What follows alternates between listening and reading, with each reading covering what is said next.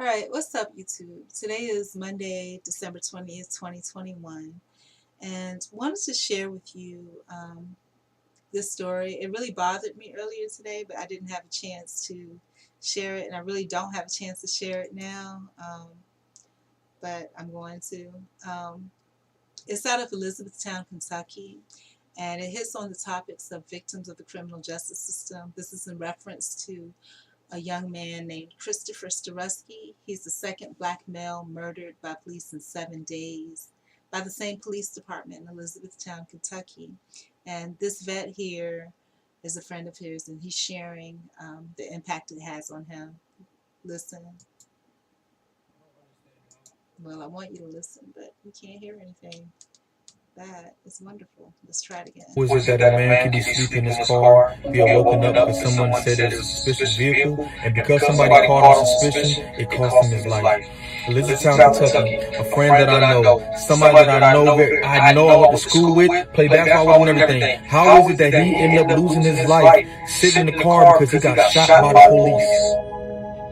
Multiple times in his vehicle. They left his body in the vehicle. They dropped the article about the incident and mentioned how the cop was injured due to the altercation, but wouldn't even tell the details of the story. And he is sitting in the morgue right now, and his mother and his brother is mourning his loss, and the cop got the opportunity to go home to his family while he went to the morgue.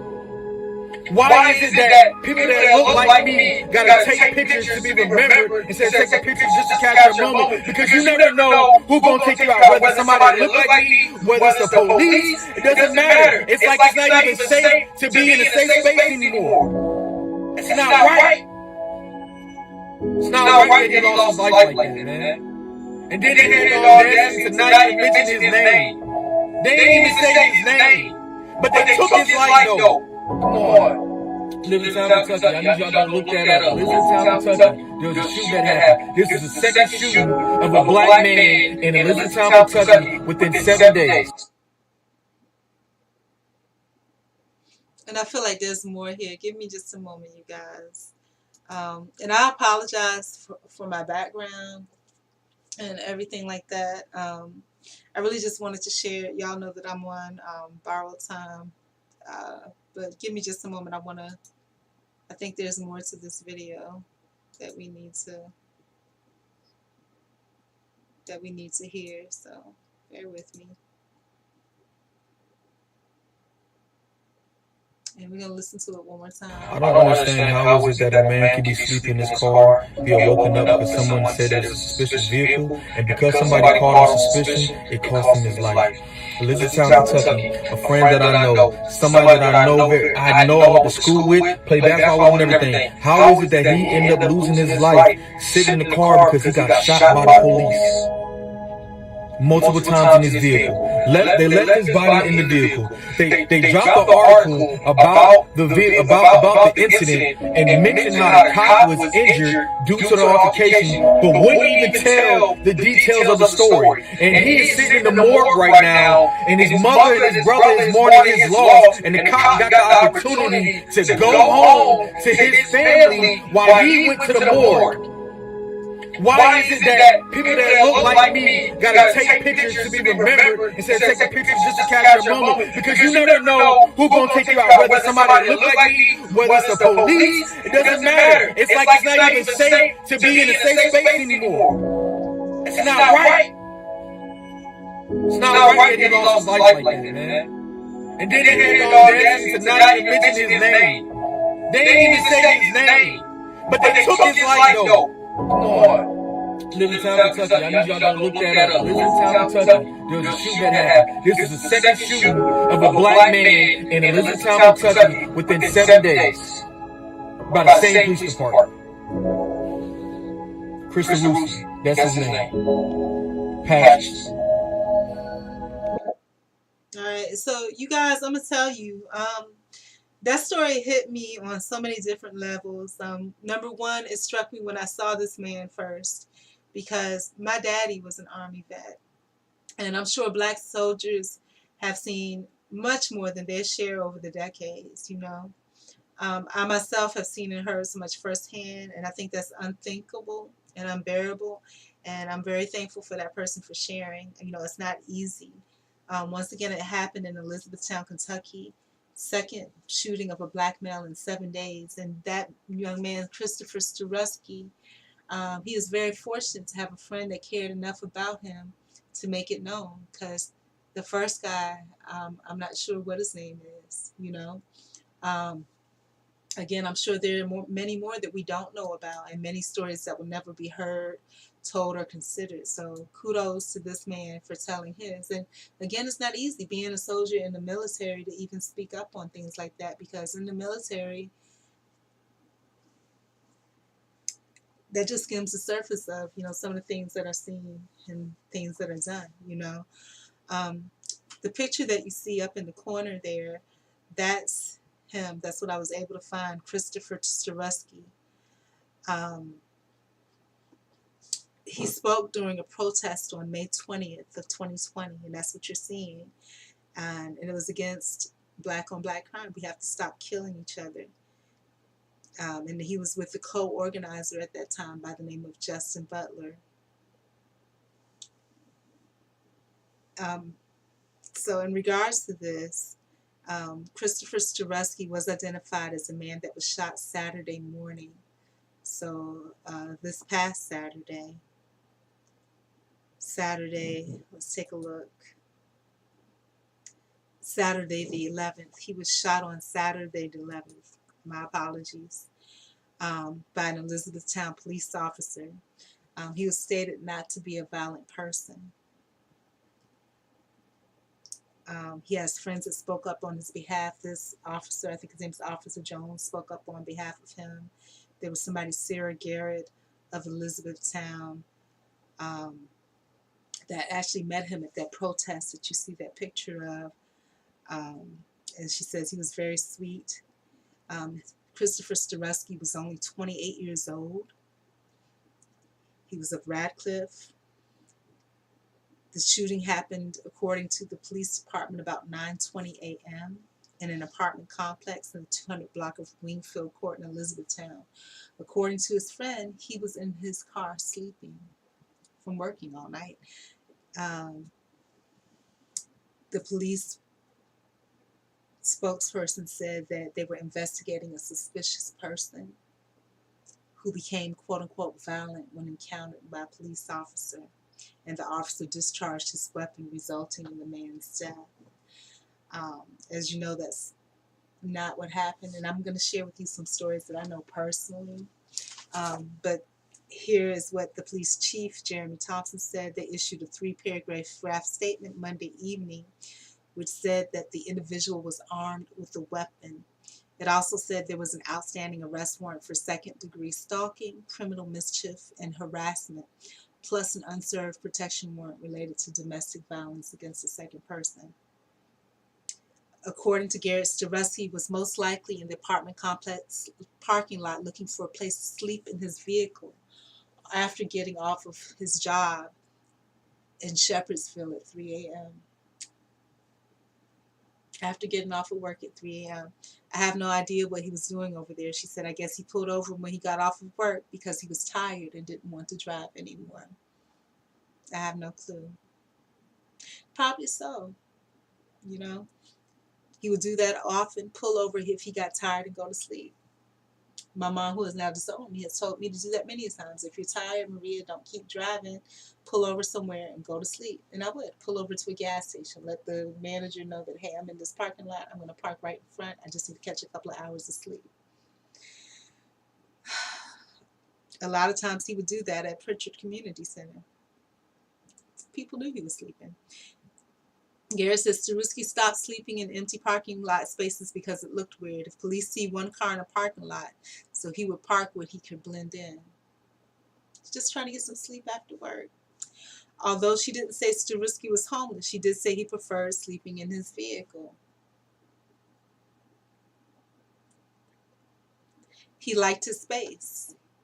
He liked to stay in his car. I have so much to say about all of this. He liked to stay in his car. That was his preference.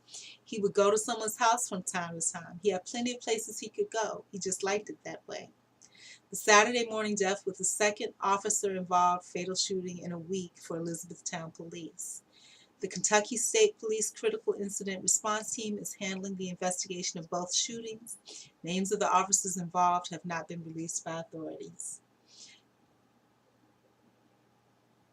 He said about the shooting death on Wingfield, court also provided no identification. It said the confrontation occurred outside the vehicle and body cam video had been turned over to KSP investigators. Garrett said she met Sterusky 2 years ago at a protest in downtown Elizabethtown following Breonna Taylor's shooting death at the hand of police in Louisville. Isn't that something? Isn't that something? He was out protesting somebody else getting killed by the police, and he himself suffered the same. After the peaceful protest, Garrett said she reached out to Sterusky and she just grew this attachment. The attachment formed because of Sterusky's outgoing personality, she said. He could literally light up any room he walked into. She said he was very funny. He could make any and everyone smile. He was my light.